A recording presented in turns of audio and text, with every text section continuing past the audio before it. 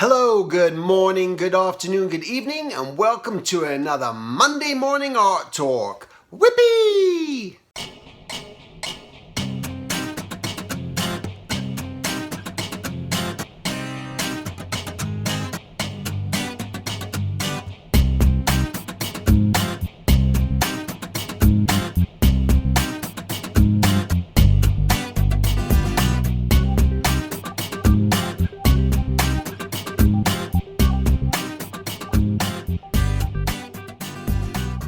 Alright, so today I wanted to discuss a little bit about my experience meeting artists at the Ground Zero Animation Expo, which by the way was terrific. It was just so, I guess what I love about it was just so intimate, and what everyone just kind of kept saying when I was meeting them, how much they loved it, because they got to come up and really just talk to the artists and meet with them, spend a little bit more time with them. And it was great because I had a couple of guys approach me in the beginning and they said, what do you think we should expect out of this? What should we do? And I said, this is what you need to do, is you need to formulate questions, and you need to go around and ask people, not just listen to people, but write things down. There's a lot of people when they go and meet other artists and they listen and it makes sense right there. It's like, yeah, no, you're right, I should do that. But they're listening. I guarantee you're not going to remember half an hour later,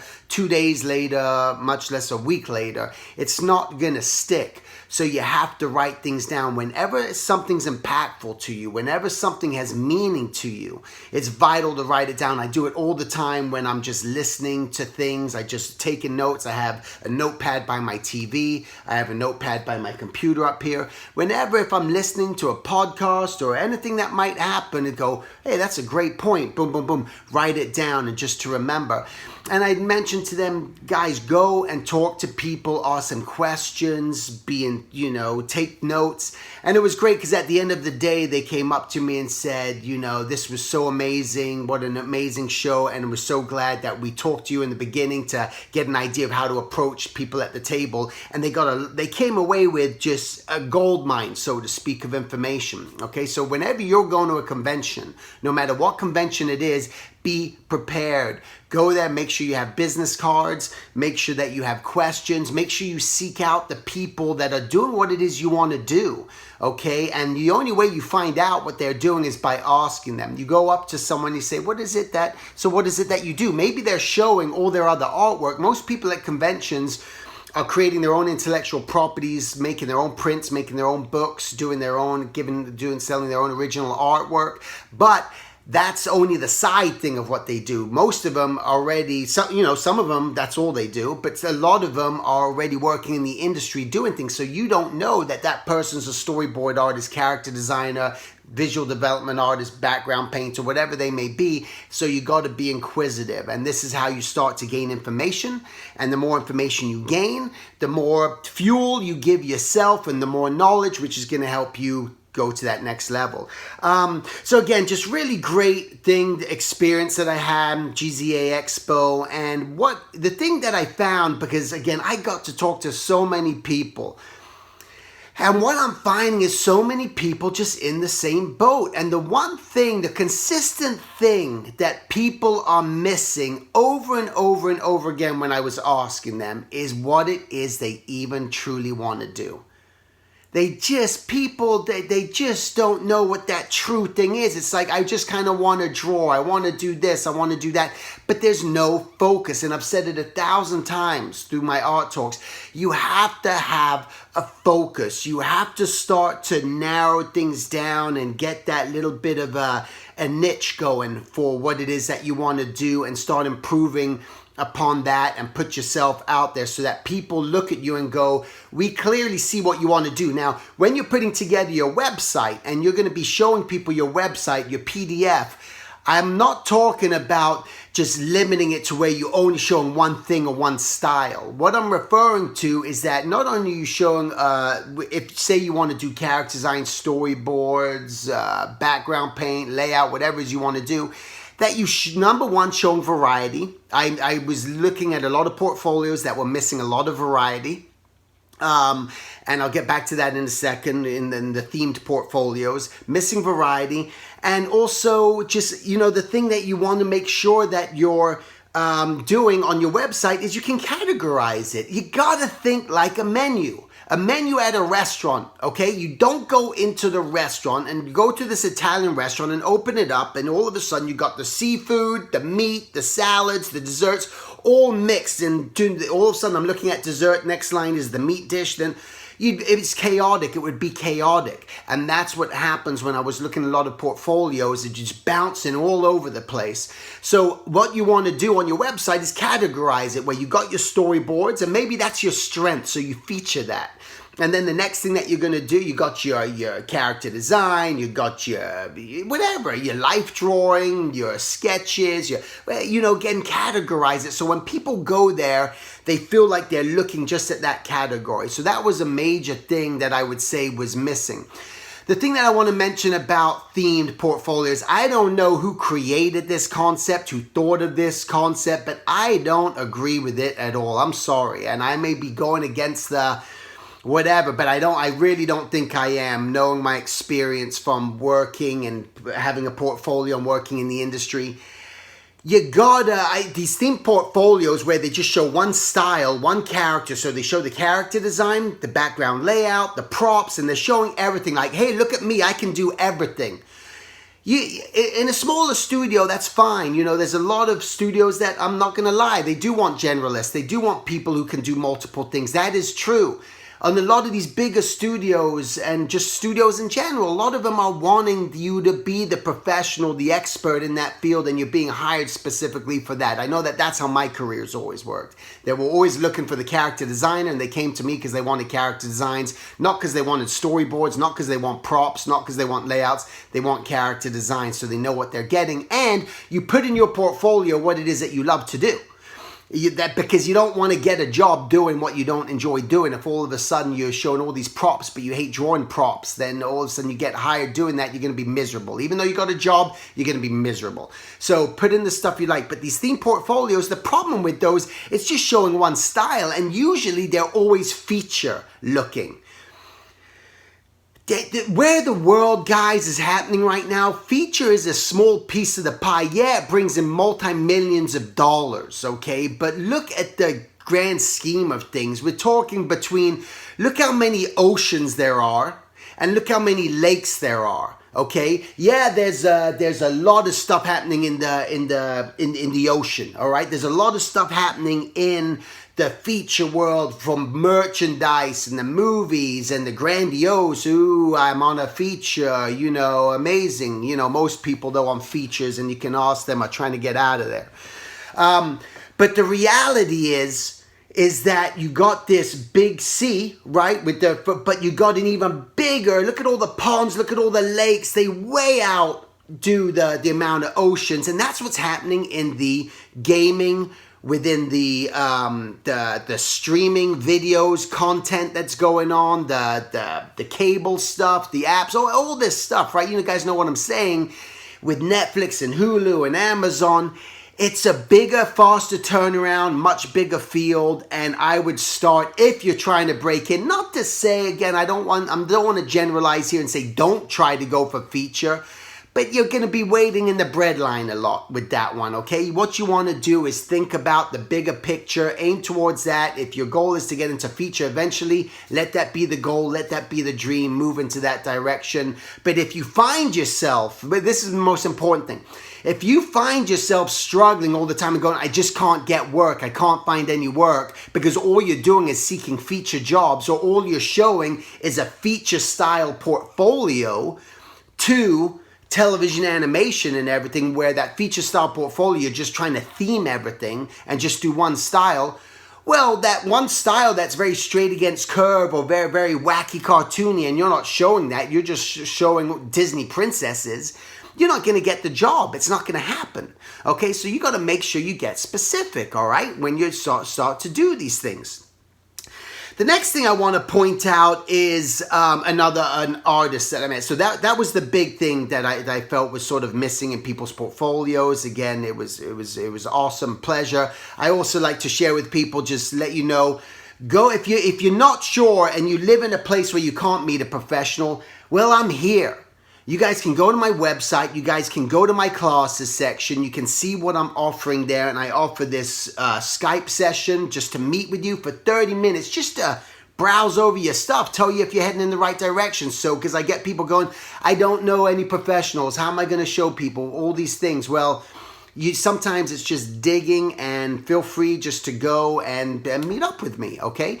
But I want to share with you one very inspirational. I mean, there were a lot of different things that I saw this past weekend, and again, but there was one thing that I really sort of wanted to talk about that grabbed me, and I'm just like, yes! And that was a girl, and I don't know if she's watching, by the name of Daniela Rodriguez.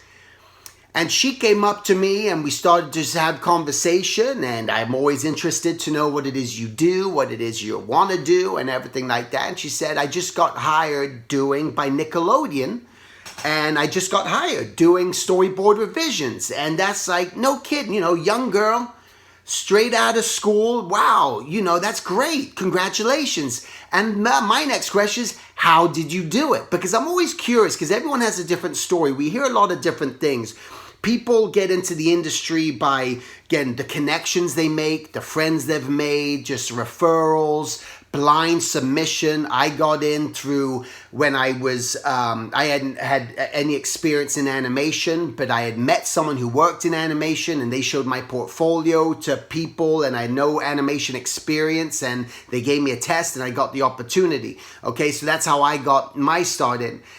And what I loved about this, because a lot of people think, I don't know anyone. I'm not this, I'm not that. Okay, number one, I do just want to say, there's a lot of people trying to get out there, and they keep getting rejected. And this is where you got to look at your work, okay, and truly this is where sometimes you got to get the professional eyeballs on it, because your work just isn't there. The skill level isn't there. The requirements aren't there. I looked at this one guy's portfolio who was really terrific designs, okay? Shape language, ideas, things like that, and he wants to be a character designer. But the thing that was missing, and I could spot it straight away, was the life and the energy and the feeling.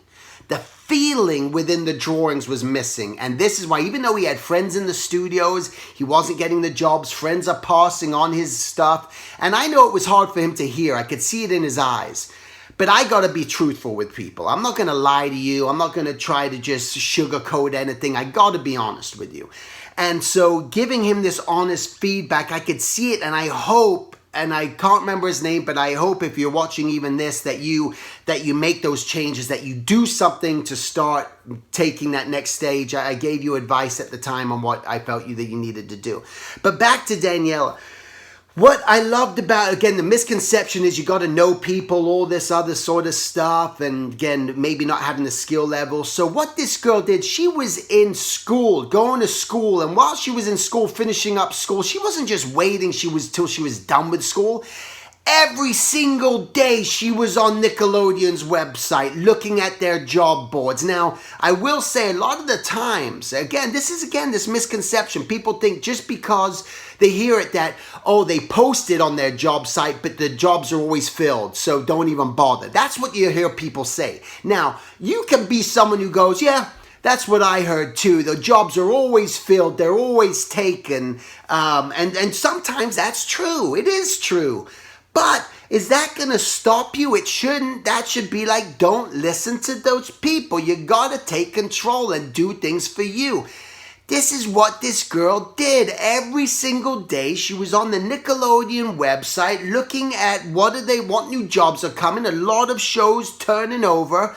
All of a sudden sees they're posting about storyboard revisionists. What does she do, boards? Keeps applying.